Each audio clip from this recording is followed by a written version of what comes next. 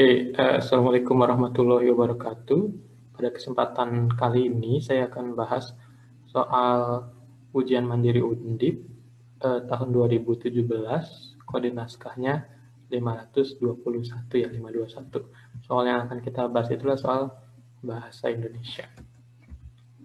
Coba kita lihat langsung ke soal bahasa ya. Soal bahasa itu biasanya ada di nomor 21.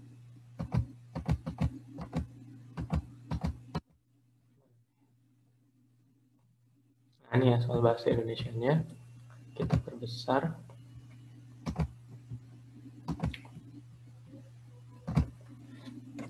Nah, ini ya soal bahasa Indonesia. Tapi sebelum masuk ke pembahasan, ini barusan ada yang komen di YouTube di apa ini? Kode berapa nih? Kode di soal yang kode 2019 ya.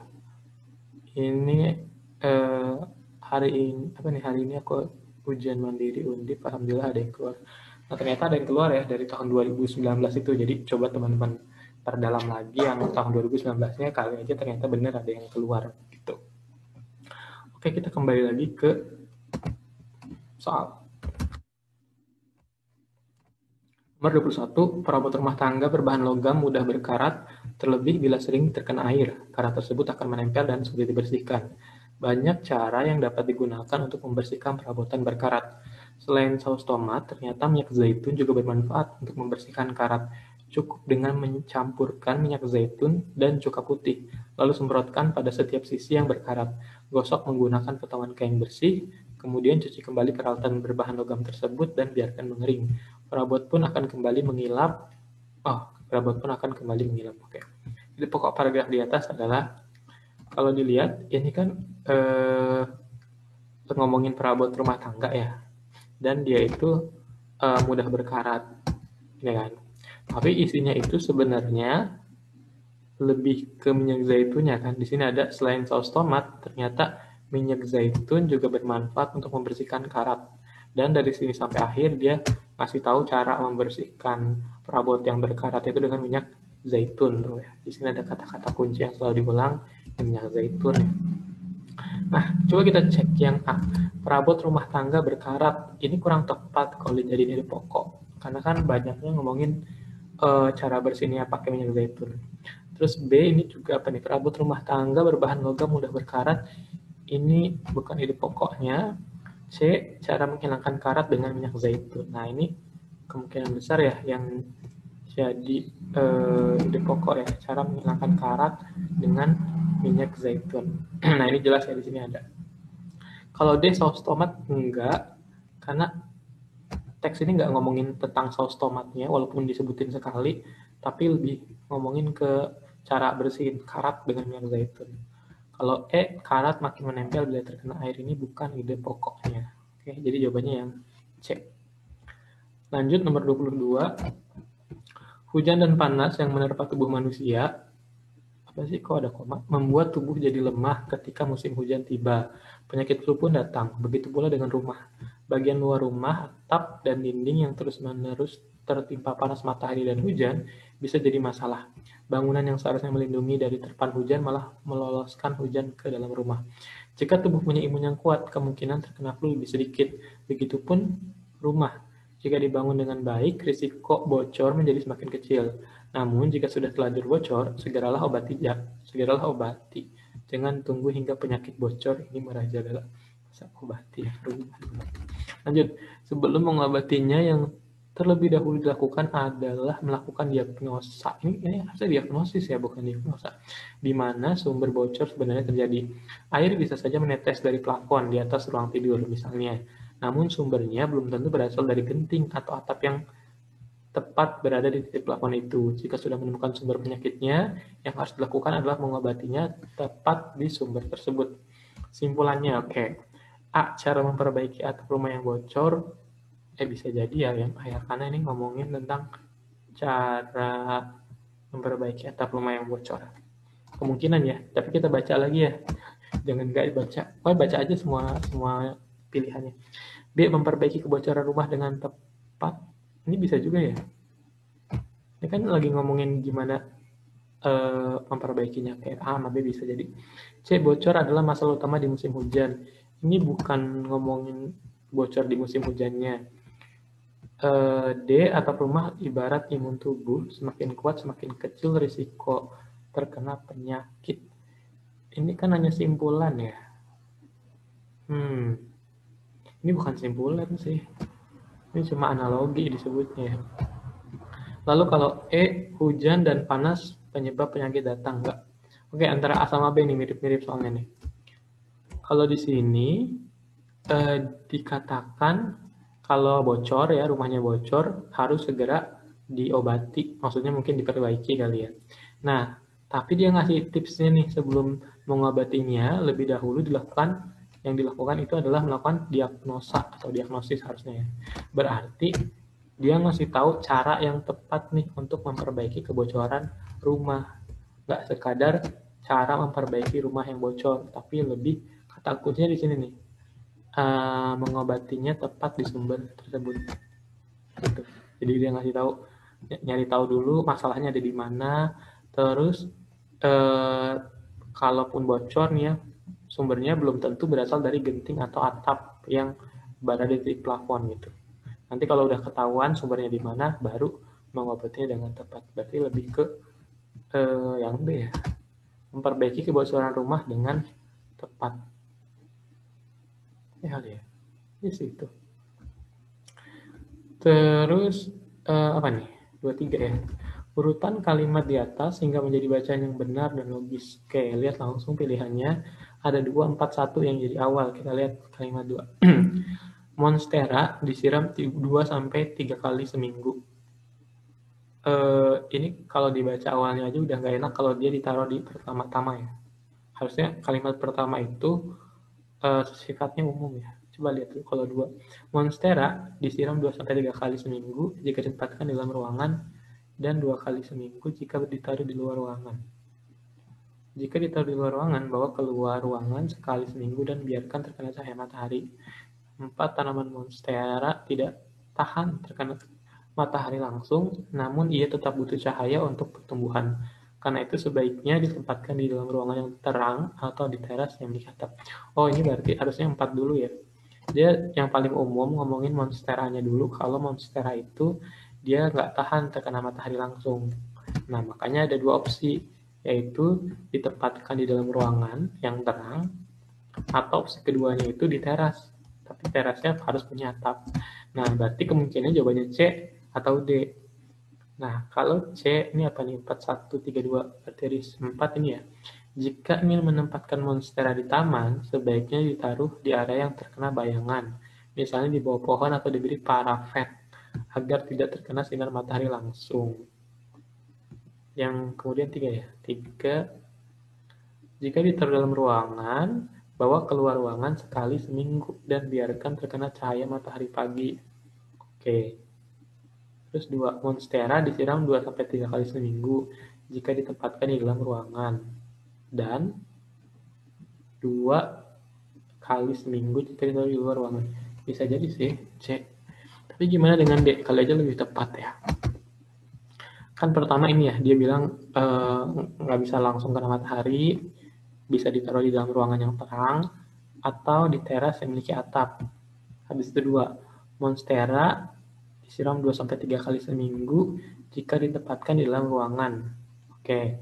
Dan 2 kali seminggu jika ditaruh di luar ruangan. Ini nyambung juga ya. Terus 3, jika ditaruh di dalam ruangan, bawa keluar ruangan sekali seminggu dan biarkan terkena cahaya matahari pagi. Jika ingin menempatkan monstera di taman, sebaiknya taruh di area yang terkena bayangan. Misalnya di bawah pohon atau diberi parafet agar tidak terkena sinar matahari. Oke, ini harusnya C. Harusnya D. Kenapa D? Karena gini, urutan yang dia sebutkan ya. Pertama itu di dalam ruangan yang terang, ya kan? Berarti nanti penjelasan berikutnya dia ngomongin kalau ditaruh di dalam ruangan yang terang.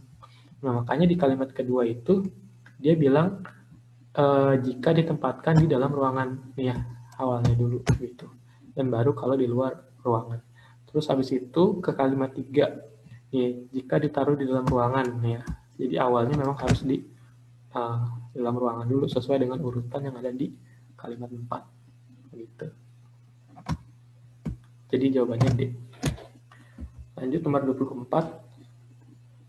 Apa nih? Lega dan terang. Begitu kesan pertama saat berada di area lantai 1 ini. Dalam layout yang berkonsep terbuka, terlihat ruang makan dan dapur yang menyatu. Untuk mencapai dapur, hanya perlu membalikkan tubuh dan maju selangkah menuju meja minibar. 2 lampu gantung transparan menghiasi area makan di sana. Lampu digantung kabel yang menempel pada plafon. Pendar lampu kuning kemerahan memberi kesan hangat dan bersahabat. Pola pengembangan pada bacaan di atas adalah, ini deskripsi ya, jelas banget. Deskripsi itu penggambaran situasi, menggambarkan ciri-ciri atau langkah-langkah kerja, itu juga termasuk pola deskripsi. Berarti jawabannya yang mana? Yang E ya, yang deskripsi. Nih, dia tuh ngasih ciri-ciri apa sih suatu ruangan ya.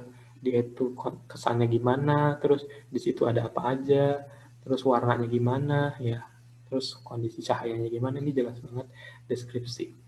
Kalau narasi itu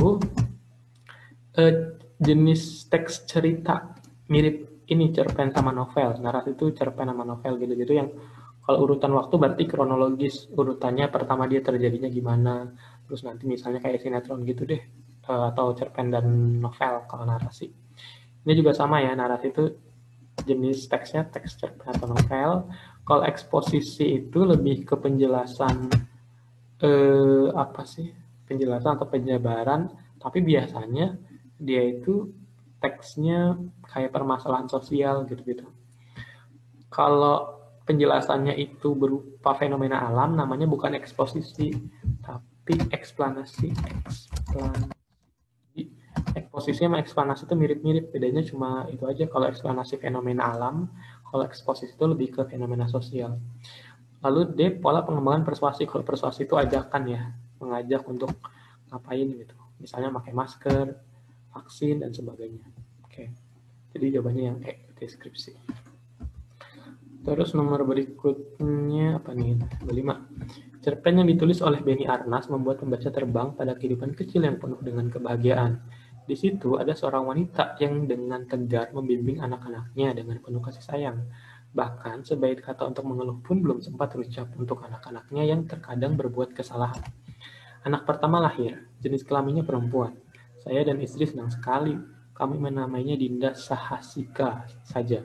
Meskipun tidak terlalu paham artinya, kami senang sekali dengan bunyi ketika nama itu disebut. Terdengar unik. Namun, karena ibu saya yang begitu bahagia dikaruniai cucu perempuan, meminta pendapatnya didengarkan, kami pun sepakat menambahkan Dinda sebagai nama depannya. Oh, mungkin awalnya Sahasika ya, dikasih nama orang tuanya. Oke, pertanyaan itu adalah cuplikan resensi di atas bagian dari A, bahasa buku. Ini bukan tentang bahasa buku ya. Kalau bahasa buku itu dia ngasih tahu bahasanya gimana nih si buku ini, apakah bahasa sehari-hari, apakah formal atau gimana gitu. Ringkasan buku ini juga nggak tepat sih kalau ringkasan buku. Kalau ringkasan itu dia kayak nyeritain secara ringkas dari awal sampai akhir yang terjadi itu apa. Terus kalau kelebihan dan kelemahan buku di sini juga nggak disebutin kelebihan dan kelemahannya. Kalau ini pembuka buku ya, sangat mungkin nih, karena di sini terutama di paragraf kedua dia tuh kayak cerita tuh, kayak prolog buku, si ceritanya tuh awal-awalnya gimana. Jadi dia ngasih tahu kalau anaknya lahir dikasih nama Dinda Sahasika, terus ibunya itu berpendapat demikian dan lain-lain. Jadi ini lebih ke pembuka ya, gitu. Di sini juga ditunjukkan dengan kata-kata di situ ada seorang wanita, dia kayak cerita ulang, tapi ceritanya cuma bagian awalnya doang. Kalau nilai-nilai buku enggak, karena kalau nilai-nilai biasanya isinya pesan moral, lebih banyak pesan moral. Di sini kan cuma disebutin membuat pembaca terbang pada kehidupan kecil yang penuh dengan kebahagiaan. Ini bukan pesan moral ya, dia cuma ngasih tahu kayak bayangan baca buku itu gimana nanti sensasinya. Lanjut 26. Jika ada udara, manusia akan hidup. Jika ada udara, hewan akan hidup. Jika ada udara, tumbuhan akan hidup. Pernyataan yang tepat untuk melengkapi silogisme tersebut adalah, silogisme itu biasanya ngambil awal, terus sama ngambil akhir. Tapi kan di sini ada 3 premis ya, atau pernyataan. awalnya itu sama semua. Berarti yang kita lihat jika ada udara harusnya pilihan jawabannya. Mana nih? A jika ada udara, B jika ada udara, C jika ada udara, D jika ada udara, E jika tidak ada udara. Nah ini E jelas salah ya, karena dia beda premisnya. Oke, terus abis itu kan belakangnya ini beda-beda semua ya, nggak berkaitan satu sama lain. Kalau beda semua, kalian ambil semuanya. Jadi berarti jika ada udara, manusia, hewan, dan tumbuhan akan hidup. Gitu. Nah, mana nih?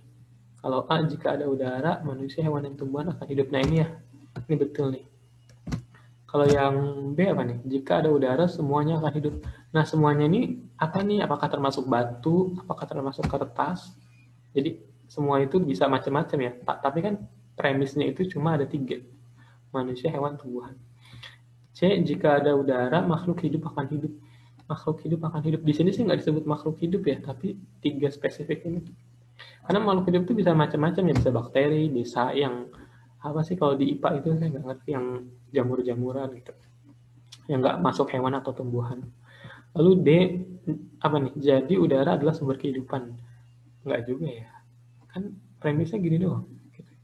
Jika ada udara depannya, ininya akan hidup. Yang ada samanya kan ini ya, akan hidup, akan hidup, akan hidup. Ya udah tinggal digabungin aja. Gitu. Oke, lanjut nomor 27. Ini apa nih? Berdasarkan grafik di atas dapat disimpulkan bahwa ini apa? Konsumsi bahan bakar di Indonesia: solar, pertalite, premium, pertamax. Kalau A, komposisi pengguna bahan bakar tidak berimbang. Bisa jadi ya. Karena beda-beda ya, ada yang cuma berapa nih? 30, 40, ini berapa nih? 20 apa berapa nih? Pokoknya ini dari gambarnya udah beda-beda ya. Kalau B, tingkat penggunaan bahan bakar di Indonesia. Tingkat penggunaan bahan bakar di Indonesia ya. Tapi kalau judul sih bisa, tapi kalau simpulannya kalau B belum jadi simpulan ya. Tingkat penggunaan bahan bakar di Indonesia. Ini maksudnya apa sih? Dia mau bikin simpulan apa judul ya? Jadi kalau judul, itu B cocok nih kalau judul ya. Kalau judul si grafik, saya dikasih judul tingkat penggunaan bahan bakar di Indonesia tuh kayak gini nih. Ini cocok nih. Tapi kalau simpulan nggak dapat apa-apa kalau dari B itu. Lalu kalau C, bahan bakar pertalite paling murah. Kita nggak tahu ya. Dia paling murah atau enggak karena di sini nggak ada harganya. Dia cuma konsumsi bahan bakar aja, nggak dicantumin harga. Kalau D, penggunaan bahan bakar di Indonesia di domain mobil. Mobil nggak ada mobil di sini. Terus E, bahan bakar pertamax masih menjadi yang termahal. Di sini juga nggak disebutin harganya. Atau mungkin sebenarnya ada harga kali ya, tapi karena hasil scan-nya hitam putih jadi nggak kelihatan. Tapi enggak, ini kelihatan. Jadi lebih ke A ya. Komposisi pengguna bahan bakar tidak berimbang. Simpulannya begitu. Itu karena beda-beda tingkatnya. Lanjut nomor berapa nih? Nomor 28. Mana kalimat yang berklausa nomor lengkap? Nomor lengkap. Berklausa nomor lengkap ya. Coba. Kalau kalian tahu klausa nggak? Klausa tuh gini. Kan syarat kalimat itu minimal ada subjek plus predikat. Gitu kan. Dan diakhiri oleh tanda baca, titik. Misalnya gini. Saya. Kalau kayak gini udah jadi kalimat nih. Tapi kalau cuma misalnya saya makan, ini belum jadi kalimat, disebutnya masih klausa. Dan klausa itu bersifat predikatif. Predikatif itu apa ya? Kayak, ya gampangnya gini aja, kayak ada kata kerjanya gitu deh. Nah, misalnya gini, saya makan di kantin. Hujan misalnya. Nah, ini kalimat nih semuanya nih. Bagian klausanya itu yang kata-kata saya makan. Cuma sampai saya makan doang, ini disebutnya klausa. Tapi kalau udah sampai ujung, ini udah kalimat lengkap. Gitu. Tapi kalau cuma saya makan dan diakhiri titik, ya udah itu jadi kalimat. Gitu. Kadang kan urutannya tuh gini, gatra atau urutan secara linguistik ya. Itu ada gampangnya apa ya? Ada kata aja lah. Kata, lalu ada frasa, lalu ada klausa, baru nanti ada kalimat urutan-urutannya. Jadi kalau misalnya saya doang, itu disebutnya ya kata gitu. Makan doang ya kata. Frasa itu gabungan kata yang maknanya satu. Misalnya mana nih? Misalnya gini, ada frasa mobil baru. Ini frasa nih, mobil baru nih frasa. Yang kebayang itu ya mobilnya kan. Jadi dua gabungan kata atau lebih yang maknanya satu aja, mobil baru. Ya yang kebayangnya cuma mobil aja kan, mobil yang baru. Gitu. Itu frasa. Tapi kalau klausa, misalnya gini, mobil baru milik mobil baru atau mobil yang baru berjalan. Mobil apa ya? Mobil saya aja lah. Saya berjalan dengan kecepatan melaju harusnya. Nah, kalau sampai sini, ini disebutnya klausa nih, mobil saya melaju.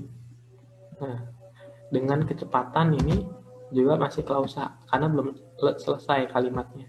Tapi kalau udah ada tanda titik kayak yang dia pilihan awal itu, yang di contoh pertama, itu udah jadi kalimat. Oke? Nah, kita lihat kalimat manakah yang berklausa pemerlengkap ya. Kita cari dulu lah inti kalimatnya. Yang A, dia mempunyai keyakinan. Ini inti kalimatnya dia mempunyai keyakinan. Gitu ya. Terus, kalau usahanya itu akan berhasil, pemerlengkap sih. Dia sih pemerlengkap. Dia membatalkan kepergiannya ke Bandung karena ibunya sakit keras.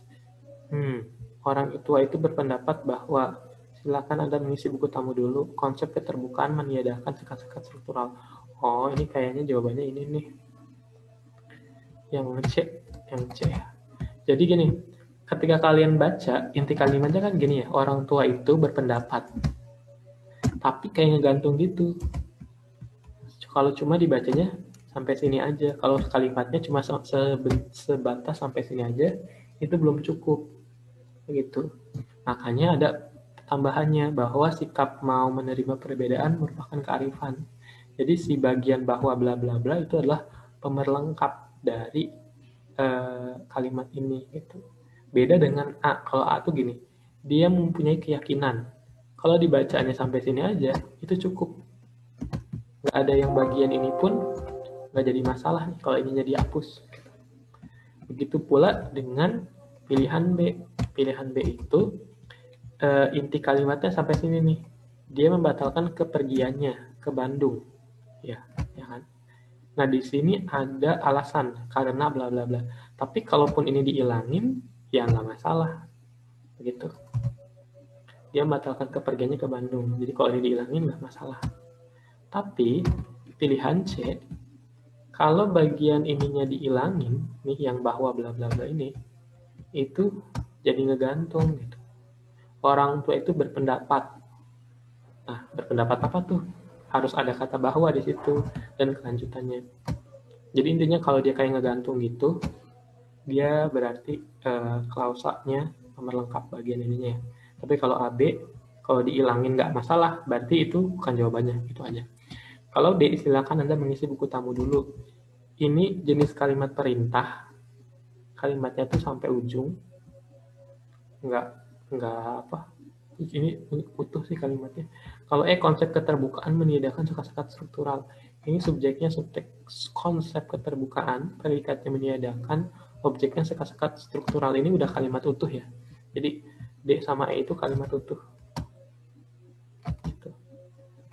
Kalau C itu kalimat kalian nanti pelajari ini dulu ya. Ini penjelasannya emang agak panjang ya. Ada kalimat tunggal sama kalimat majemuk.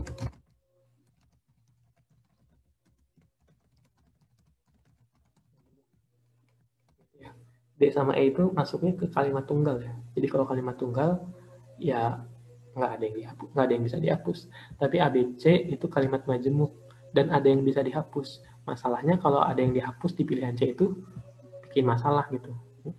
Tapi kalau di AB, kalaupun dihapus, nggak jadi masalah. Gampangnya gitu aja ya. Nanti pelajari kalimat tunggal dan kalimat menjamak. 29, apa nih data pengunjung pasar swalayan di Semarang? Apa nih? Judul yang tepat untuk diagram di atas. A. Masyarakat Semarang memilih swalayan modern. Kurang tepat ya, ini kan memang swalayan modern semua. Swalayan grosir menjadi pilihan utama tempat belanja. Swalayan grosir. Grosir itu yang mana sih? Kayaknya ini grosir semua ya. Atau nggak tahu, saya juga nggak tahu grosir apa bukan ini. Kalau C, masyarakat Semarang tidak suka berbelanja di pasar tradisional. Ini kurang tepat, karena ini kan nggak ada perbandingannya dengan tradisional ya. D, tempat menjadi hal penting dalam belanja, ini nggak nyambung. E, persaingan pasar swalayan di Semarang. Ini nyambung nih. Jadi E itu lebih tepat, persaingan pasar swalayan di Semarang. Kenapa begitu? Karena ini semuanya jenis pasar swalayan. Dan persentase pengunjung, berarti ini tingkat persaingan pasar swalayannya nih yang ada di Semarang ini. Ada yang 5%, 32%, 45%, sampai 18%. Nah, itu berarti masuk ke persaingan ya. Lanjut, nomor 30 terakhir.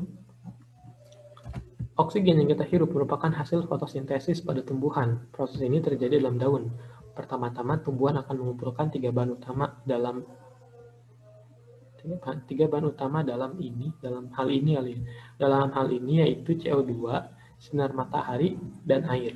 CO2 di udara bebas diserap melalui stomata, yaitu alat pernafasan tumbuhan di daun. Sinar matahari diserap oleh klorofil, zat hijau daun, dan air mengangkut dari dalam akar menuju daun oleh pembuluh xilem. Setelah bahan terkumpul, barulah proses ini dimulai. Oke, simpulannya apa nih? A. Sinar matahari sebagai pendukung fotosintesis. Ini kurang tepat kalau dijadiin simpulan, karena kan nggak hanya ngomongin mataharinya aja ya. Gitu. Terus B. Bahan yang diperlukan untuk fotosintesis ini juga kurang tepat. Karena ini kalau kita baca, ini lebih ke proses ya. Proses fotosintesis nih. Proses ini terjadi gitu kan, pertama-tamanya gimana gitu. Terus kemudian dari mana sih? Dari ngumpulin bahan, terus menyerapkan udara, ngangkut air, dan sebagainya gitu. Baru nih nanti setelah bahan terkumpul, barulah proses dimulai. Lebih ke proses ya. Kalau C, fungsi oksigen untuk manusia ini juga kurang tepat, karena nggak ngomongin manusianya. D, proses fotosintesis pada tumbuhan ini bisa ya prosesnya. Terus tumbuhan sebagai penghasil oksigen. Enggak ya, ini proses fotosintesis ya, kata kuncinya fotosintesis. Ini ya, oksigen yang kita hirup merupakan hasil dari fotosintesis pada tumbuhan. Proses ini terjadi dalam daun. Dalam daun. Oke, pertama-tama dia ngumpulin bahan, matahari, air, dan sebagainya, baru deh dimulai proses fotosintesisnya. Gitu. Jadi D sih ya. Itu aja sih. Berikutnya apa nih? Bahasa Inggris ya, udah beda soal. Dari saya itu aja. Nanti kalau teman-teman ada pertanyaan atau ada soal yang mau dibahas, boleh dikirim juga ke saya. Terus kalau ada pendapat lain juga silahkan sampaikan di kolom komentar. Semoga teman-teman lulus di Undip ya, atau di PTN lain sesuai dengan cita-cita teman-teman semua. Makasih. Wassalamualaikum warahmatullahi wabarakatuh.